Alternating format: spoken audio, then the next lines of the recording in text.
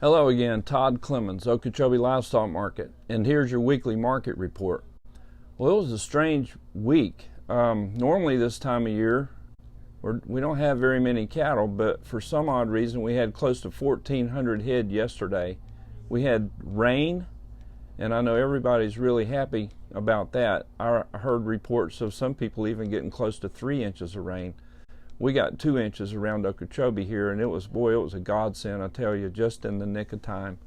So that was good, and I thought maybe with some rain and the prices going on the upswing, we would not have very many cattle because people may be holding on to their cattle now, hoping for the prices to get better, but I was wrong about that too.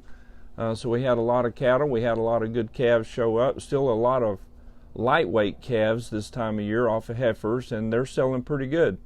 And also the 4-weight calves we had this week were really selling good, and the difference between the 4-weight calves and the 5-weight calves on the front end, number ones, is not that much per head, and the price is, well, I think the 4-weight calves are pushing $800 on those number ones, and if you look at the 500-pound calves, it's pretty close to the same money. So the demand is for those 4-weight calves, and I'm sure they're wanting to put those cattle out on grass and get some cheaper gain on them before they go to the feedlot. But it's looking real good. Slaughter classes were higher this week too, probably $3 to $5 higher on cows and bulls. We're getting into that time of grilling season.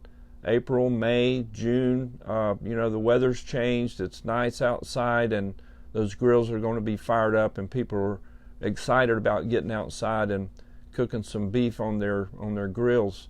The numbers fundamentally, as we just talking about cattle prices here, the futures have put on a lot here the last week, but in just the last 2 days, they have made a correction.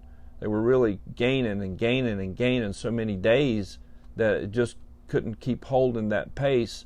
And so there has been a sell-off on the board over the last couple of days, and it's brought the futures board down to more of a realistic level.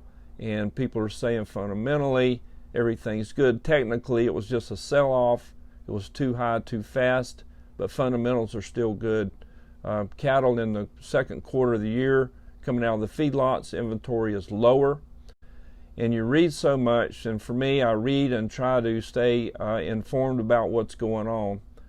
We look at the prices that the fat cattle are bringing. They've gone all the way from 112 to 113 just 60 days ago to we're up over 120 now. I heard talk of some places selling cattle close to 130 in the last day or two, but it's all over the board.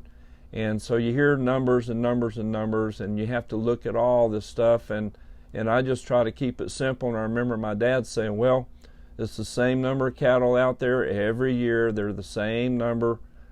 Cows have calves, and they're going to come to town. So you can break it down, and I mean, you can make it as complicated as you want, or you can make it just as simple as you want.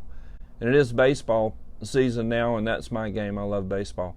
And but anyway, it's a numbers game, so I relate kind of to the numbers.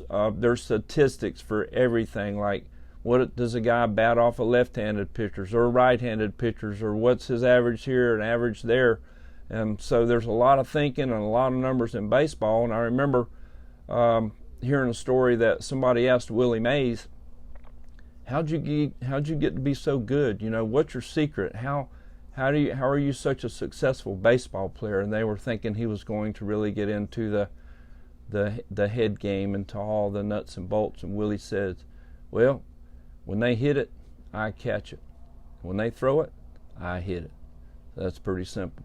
So let's keep things simple here. We've got the same amount of cattle out there in the country. There may not be quite as many there now as it was a few years ago. And we're into they say a 10-year up cycle maybe, and everything revolves around.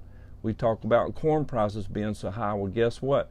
They're going to plant more corn. They're going to probably import more corn from South America. These drought conditions won't be there for long. So corn is reaching $6 level, which is not good if you're feeding cattle.